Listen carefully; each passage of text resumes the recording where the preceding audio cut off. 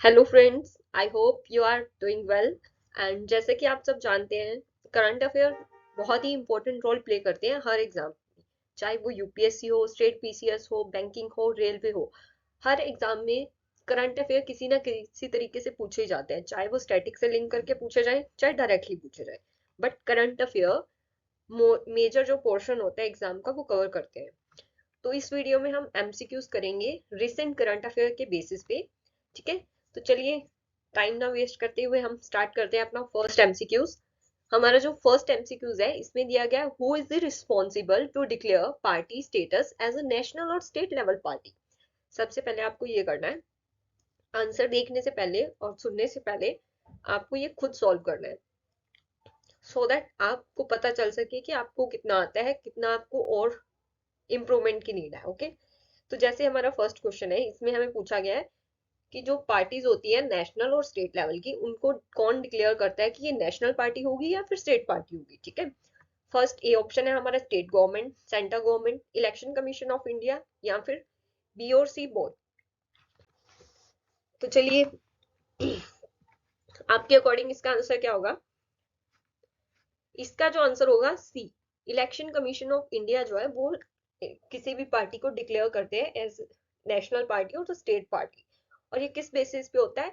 ये होता है डिफरेंट डिफरेंट स्टेप्स होते हैं, 3 और 4। उसके बेसिस पे पार्टी को नेशनल और स्टेट लेवल पार्टी का दर्जा दिया जाता है। इसे हम देखेंगे नेक्स्ट क्वेश्चन में। ये रिसेंटली इसलिए न्यूज में रहा था बिकॉज रिसेंटली एक नई पार्टी को as a national party declare किया गया है। ओके, और उसको डिक्लेयर करने के बाद अब हमारे इंडिया में टोटल 9 ऐसी पार्टीज हो गई है जो कि नेशनल लेवल पार्टीज है। इससे पहले क्या थी? 8 पार्टीज थी। ओके, तो सेकंड क्वेश्चन देखते हैं, how many national political parties in India. तो इसका आंसर आपको सबका ऑलरेडी पता हो चल चुका है, इसका आंसर होगा सी। नेक्स्ट में हमें इसका सॉल्यूशन दिया हुआ है कि 9 नेशनल पॉलिटिकल पार्टीज है।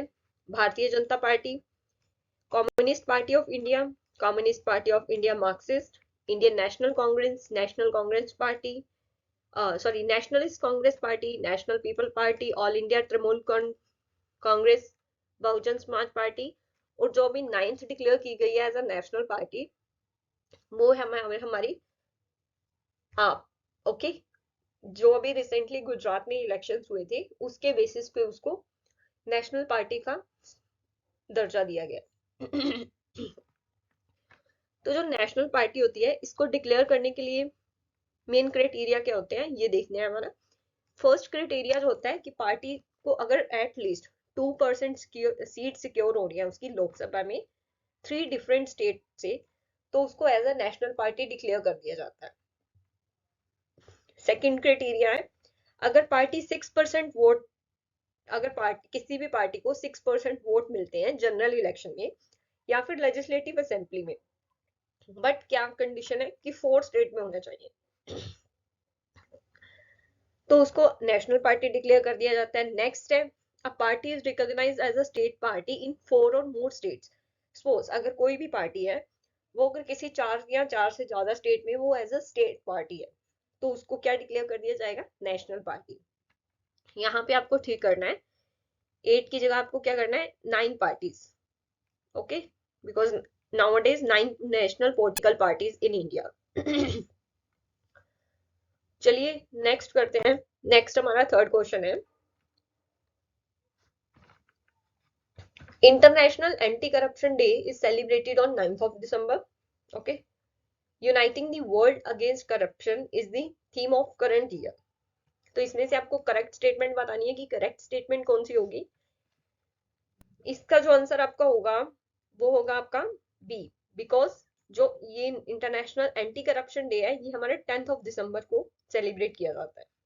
ओके, नेक्स्ट देखते हैं। नेक्स्ट में हमें दिया गया है, क्वेश्चन आपको बहुत ही ध्यान से पढ़ने हैं सो दैट मिस्टेक के चांसेस जो है वो कम हो। चलिए, remittance in India has constantly increased. क्या वर्ड है जो आपको ध्यान देना है? Constantly increased in last 10 years। और नेक्स्ट है, Gulf countries are the top contributing countries in total remittance in the India. Okay, third है, India is the second largest top recipient country after China and Philippines. इसमें आपको incorrect statement बतानी है, ये आपको ध्यान से पढ़ना है।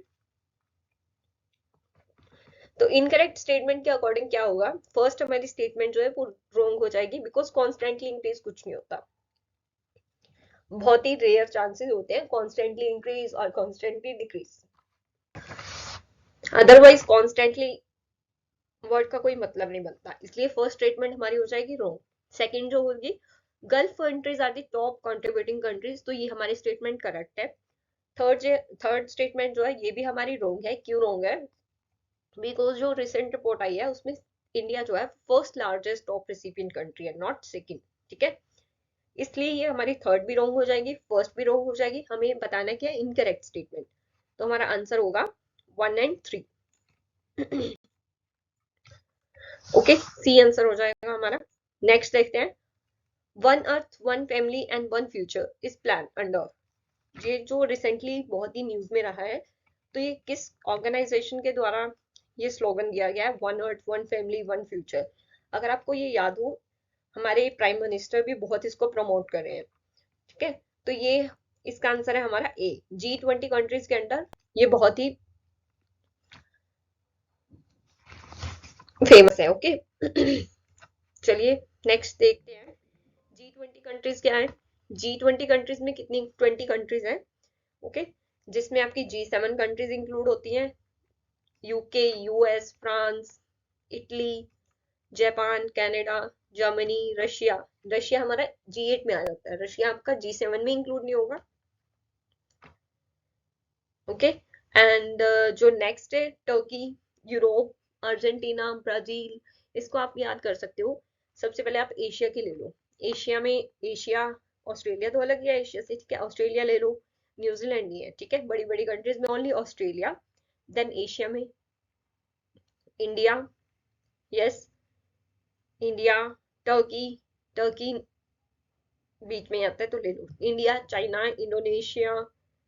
ओके, नेक्स्ट आपका आ जाएगा आप African, South Africa, Argentina, Europe, Mexico, Brazil, Saudi Arabia, ये सारी कंट्रीज आ जाएंगी। ओके, नेक्स्ट क्वेश्चन देखते हैं। नेक्स्ट है हमारा, life is recently seen in news, it is related to which group. ये हमारा किसी ग्रुप में, ग्रुप के अंडर था, तो ये बताना है हमारा किस ग्रुप के अंडर है। ये आप लाइफ देख के इसका कुछ बच्चे सोच रहे होंगे कि ये हो सकता है इन्वायरमेंटल प्रोटेक्शन लॉ के अंडर हो, बट नहीं, ये जो आपका लाइफ है ये है G20 के अंदर। ठीक है, तो इसका आंसर हो जाएगा ए। नेक्स्ट है हमारी, रिसेंटली एक रिपोर्ट आई थी स्नेक बाइट के ऊपर। स्नेक बाइट जो है बहुत ही निग्लेक्टेड ट्रॉपिकल डिसीज है, जो बहुत ही रैपिडली ग्रो कर रही है इंडिया में, in fact all around the world. But India में सबसे ज्यादा जो स्नेक बाइट के केसेस हैं वो बताना है कि कहाँ पे देखे जा रहे हैं। ठीक है, तो ये कहाँ पे सबसे ज्यादा केसेस हैं, ये हमारे UP, Uttar Pradesh. Vast majority of snake bite death globally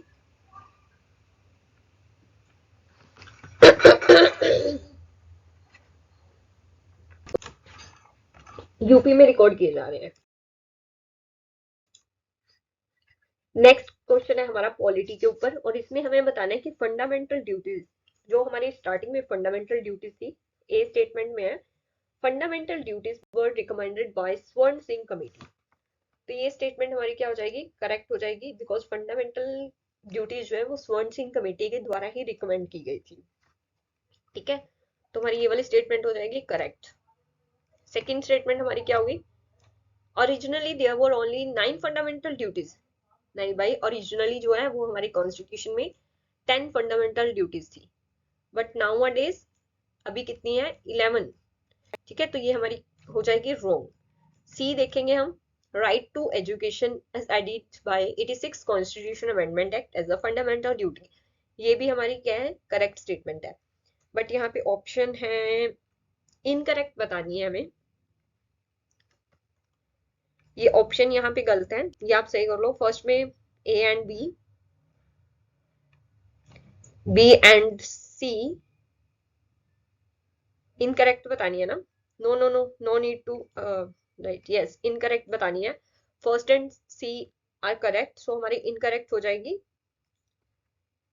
B, B only. ठीक है, नेक्स्ट बताना है हमें। नेक्स्ट हमारा क्वेश्चन है जीएसटी के ऊपर।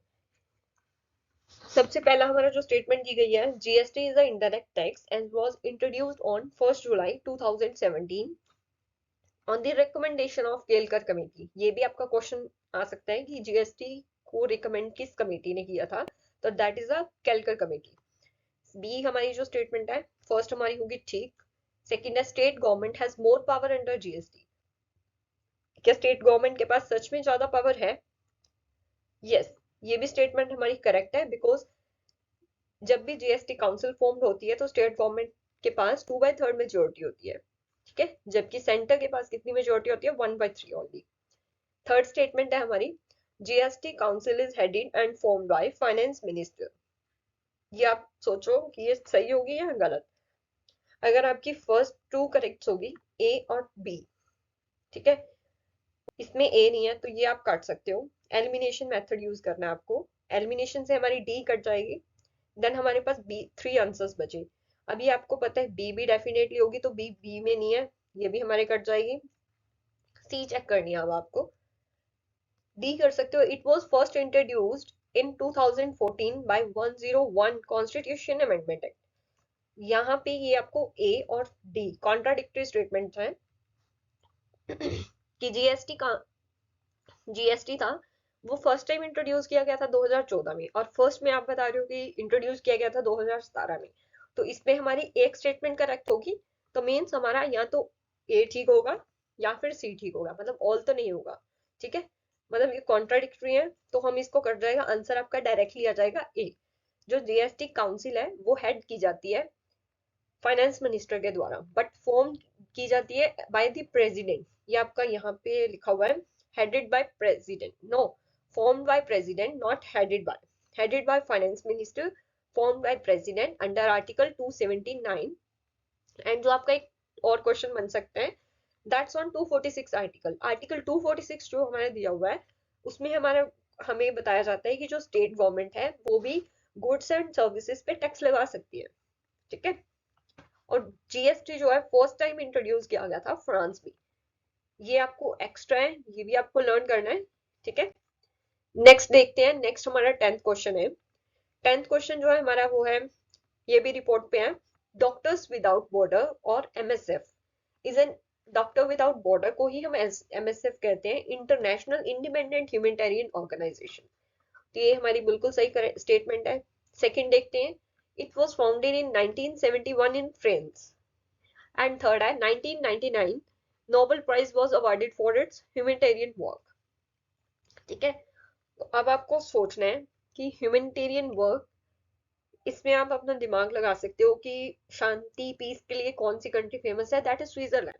तो डॉक्टर विदाउट बॉर्डर का जो हेडक्वार्टर होगा वो होगा स्विट्जरलैंड या फ्रांस, ओ सॉरी स्विट्जरलैंड में। ठीक है, तो यहाँ पे हमें क्या होगा, founded in 1971 in France, no, इसका हेडक्वार्टर भी स्विट्जरलैंड में और भी फाउंड भी वहां पे की गई थी, तो हमारी बी स्टेटमेंट हो जाएगी इनकरेक्ट। हमारा आंसर आ जाएगा 1 and C, means A and C is the correct answer. ठीक है, सो नेक्स्ट क्वेश्चन देखते हैं। Next is 11th question. ये आपका आर्ट एंड कल्चर से रिलेटेड है। यहाँ पे पूछा गया वांगला डांस। वांगला डांस किससे रिलेटेड है? वांगला डांस जो है वो वेस्ट मेघालय से रिलेटेड है। ओके, मेघालय का डांस है, traditional dance, that is a Wangala dance. Next one is Lambadi dance.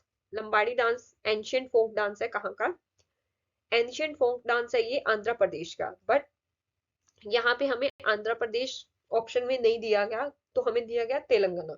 तो हमारा राइट अप्रोप्रिएट आंसर क्या होगा? That is Telangana, because Telangana भी कहाँ से फॉर्म्ड हुआ है? आंध्र प्रदेश से। ओके, नेक्स्ट देखते हैं। नेक्स्ट हमारा क्वेश्चन है 13। ये आपको थोड़ा क्वेश्चन बड़ा लग रहा होगा, बट आपको करना है, बिकॉज ऐसे क्वेश्चन आपके हाई लेवल एग्जाम्स में पूछे जाते हैं, स्पेशली ग्रुप ए और ग्रुप बी सर्विसेज के लिए। ओके, वैसे आपको इंटरेस्ट आ रहा है ये सब करने में? अगर आपको इंटरेस्ट आ रहा है तो please like share and comment the video, so that next time से हम हो सकता है डेली बेसिस पे वीडियो स्टार्ट करें, but please like share and comment and okay. So चलो नेक्स्ट करते हैं हम अपना start 13th question. 13th question आपका इन्वायरमेंट से रिलेटेड है और इसमें हमें बताना है वाइल्ड लाइफ प्रोटेक्शन एक्ट में जो शेड्यूल दिए गए हैं उसके बारे में। ठीक है, फर्स्ट शेड्यूल आपका है, शेड्यूल आपको पता होना चाहिए कि वाइल्ड लाइफ प्रोटेक्शन एक्ट में हमारे टोटल 4 शेड्यूल्स हैं। ठीक है, टोटल 4 शेड्यूल्स हैं, शेड्यूल 1 2 3 4। ओके, 1 और 2 शेड्यूल जो है हमारा वो क्या करता है, एब्सोल्यूट प्रोटेक्शन प्रोवाइड करवाता है।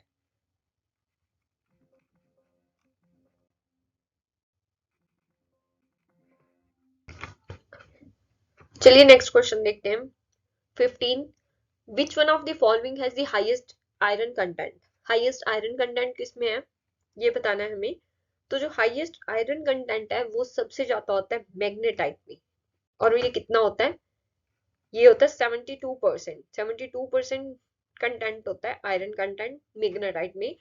नंबर 1 पे आएगा आपका ये, नंबर 2 पे आता है आपका हेमाटाइट, नंबर 3 पे आता है आपका लिमोनाइट एंड नंबर 4 पे आता है सिडराइट। ओके, जो सबसे ज्यादा हमारा आयरन और पाया जाता है वो पाया जाता है ओडिशा, झारखंड, कर्नाटका एंड तेलंगाना में। ठीक है, तो इसको आप देख सकते हैं मैप के थ्रू, जैसे कि ये मैप दिया हुआ है, सबसे ज्यादा आयरन और पाया जाता है ओडिशा, झारखंड, मध्य प्रदेश, कर्नाटका, तेलंगाना में भी कुछ पाया जाता है। तो ये सब हमारे एरिया में आयरन और मिलता है। जो सबसे बेस्ट होता है दैट इज मैग्नेटाइट। नेक्स्ट करते हैं, नेक्स्ट हमारा 16th क्वेश्चन है पर्सनल राइट्स के ऊपर। पर्सनल राइट क्या है, रिसेंटली बहुत ही ज्यादा न्यूज में रहे थे कि हर बंदे के अपने पर्सनल राइट होते हैं। ये किसी के पर्सनल राइट को हमें ऐसे प्रमोशन के लिए यूज नहीं कर सकते, तो इसलिए ये न्यूज में रहा था। तो हमें बताना है कि पर्सनल राइट्स जो है वो किस आर्टिकल के अंडर आते हैं। आर्टिकल 21, आर्टिकल 19, आर्टिकल 25 और बोथ आर्टिकल 21 एंड 19। आपके अकॉर्डिंग इसका आंसर क्या होना चाहिए? चलिए, इसका जो आंसर है वो है आपका ए। आर्टिकल 21 के अंडर आपका जो पर्सनल राइट्स आते हैं। नेक्स्ट क्वेश्चन देखते हैं हम। World wide cost of living index is released by economic intelligence unit. ये आपको याद रखना है कि world wide cost of living index, ये आपका अलग से भी क्वेश्चन बन सकता है कि ये जो रिपोर्ट है किस ऑर्गेनाइजेशन के द्वारा रिलीज की जाती है। तो इसका हमारा आंसर आएगा that is economic intelligence unit. Next है Singapore is the most expensive city after New York. यहाँ पे हमें बताना है इनकरेक्ट,